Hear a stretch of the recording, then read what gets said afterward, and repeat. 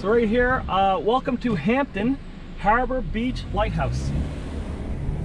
So, I've always wanted to come here to Hampton, Nova Scotia because I am from Hampton, New Brunswick. So I thought it'd be pretty cool to come check out how it is on the other side. I wonder if there's anyone from Hampton, Nova Scotia who ever thought about coming to Hampton, New Brunswick. That would also be really cool. So now that I'm here in Hampton, Nova Scotia, you know, I got to take a rock back to Hampton, New Brunswick with me. Perfect. So it looks like the old Hampton Wharf has seen better days. But luckily, looks like they built a new wharf right over there. Yeah, this Hampton is a lot different than the Hampton I grew up in.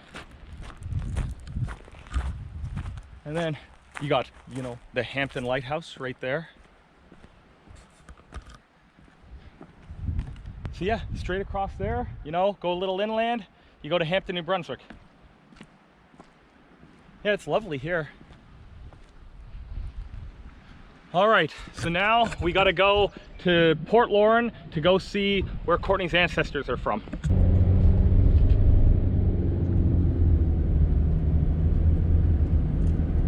Port Lorne. I wonder if you're the first one back in Port Lorne in the last, I don't know, 100 years? Maybe. My family's not really into genealogy, at least that side, so. That's cool, could be longer. So you're... I don't think anyone who's still living even knows that they're from here. Port Lorne, yeah. Honestly. They just know, my grandfather just knows that that's where his father was born. His mother, was she born there too? Your ancestors spent No, she was born in Cape Breton and then met him, and then they married in Port Lorne and then moved up to St. John. Port Lorne's a happening spot back in the day.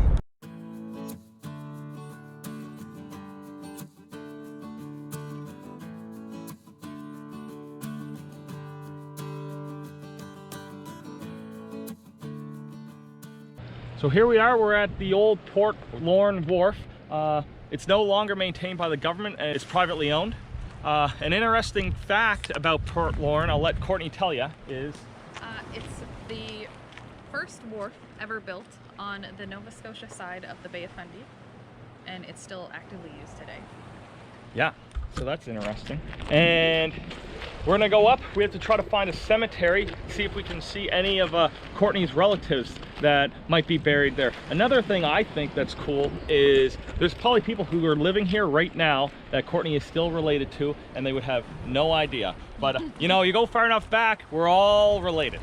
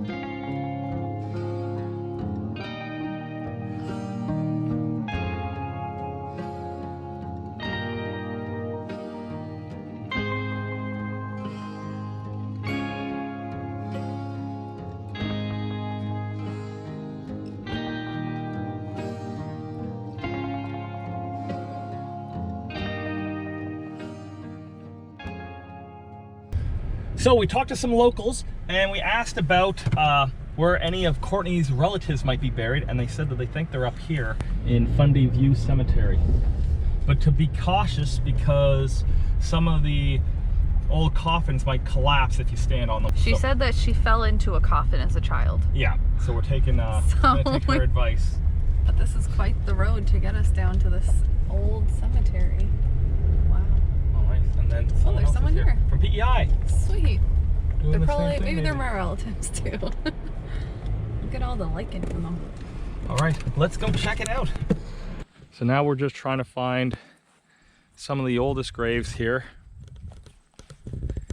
And Courtney is probably the first of her line to visit this place, you know, in the last 150 years or so. This is tragic John, who drowned in 1873, and then his son died at sea 1881, and then finally George, who died in 1886, he also drowned. Memory of Mary A., wife of James Sabian, died 21st November 1876, age 83 years. So this is my 5th great-grandmother. She was born in East Arlington in 1791. Yeah, it makes it look creepy, this fog settling in. We're trying to find Courtney's last grandfather, who is buried here. So we weren't able to find the exact person that we were looking for, but we did find your 5th great-grandmother? Yes, but she's the only one we could find.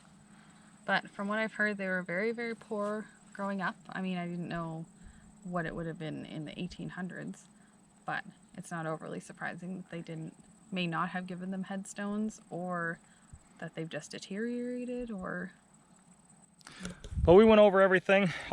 We did our best, and yeah, we just couldn't find them. But hey, lots of cousins in here anyway. Yeah, lots of Sabians, lots of Wilkins. Now we're making a quick stop here, Port Lorne Baptist Church, which is where probably Courtney's ancestors would have come to worship. And obviously it's locked, but...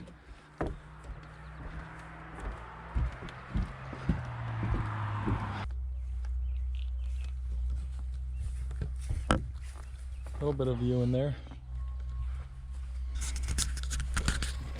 We wanted to stop just in case there is any graves here, but I don't see anything. That must be the only graveyard. It's a Porta John back here. Here's a little cool experiment we're gonna do. When I go over to the Annapolis Valley side, you'll see how much warmer it is, and that microclimate I'm talking about, because this fog doesn't really make it over that North Mountain. There, now you see we're on the very top of the mountain. It's 19 degrees and super foggy. That over there is the Bay of Fundy, which I'm sure you have a great view most of the time, not in the summer. It's only foggy, you know, at the best months of the year when you're here on the Bay of Fundy. I remember back in St. John, we had 21 days straight fog at the Lower West Side.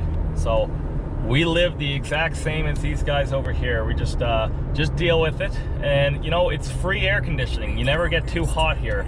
And there we go. As we came up the crest, the fog dissipated, and over there, that's the Annapolis Valley. And there's no fog at all.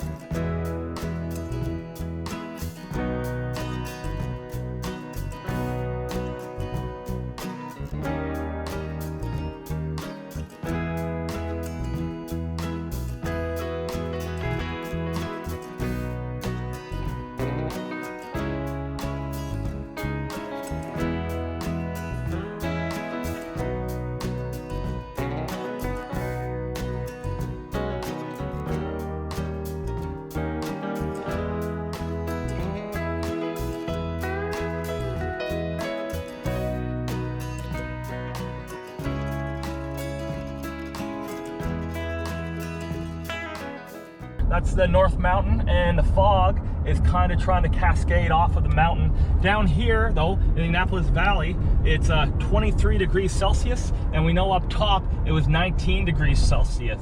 And that only says 23 degrees. It probably feels like 26 to 28 degrees down here in the valley compared to up top. So a huge difference, and that's what I was saying about the microclimate. Down here, it's just summer, and up top, you know, it feels like the fall.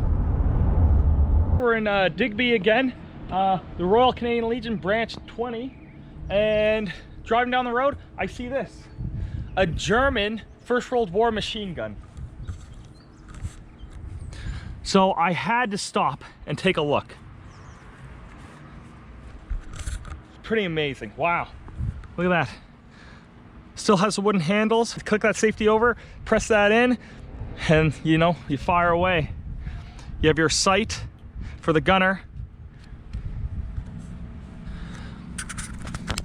And here, written in German,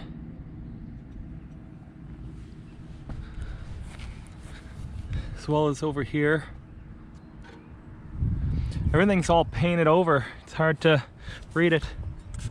This German machine gun, captured by the Canadians near Amiens, replaces one presented by Clarence Jameson, M.R., Digby, Nova Scotia, July 1915, to the 40th Battalion, Canadian Expeditionary Force, and destroyed by enemy gunfire at Ypres, June 19th, 1920.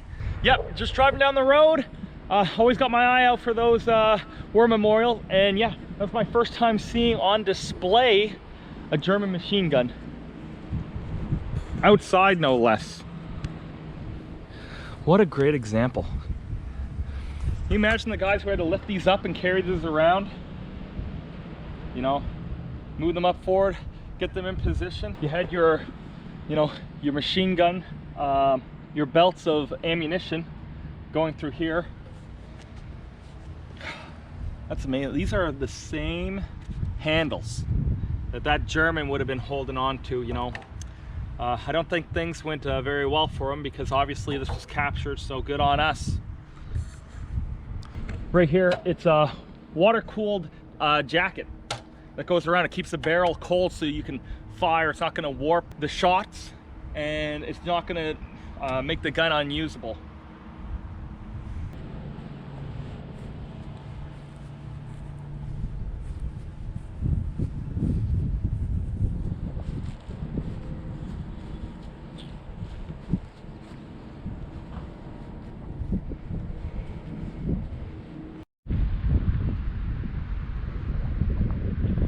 So that's it for us here in Southwest Nova Scotia. I hope you guys enjoyed this collection of videos that we made.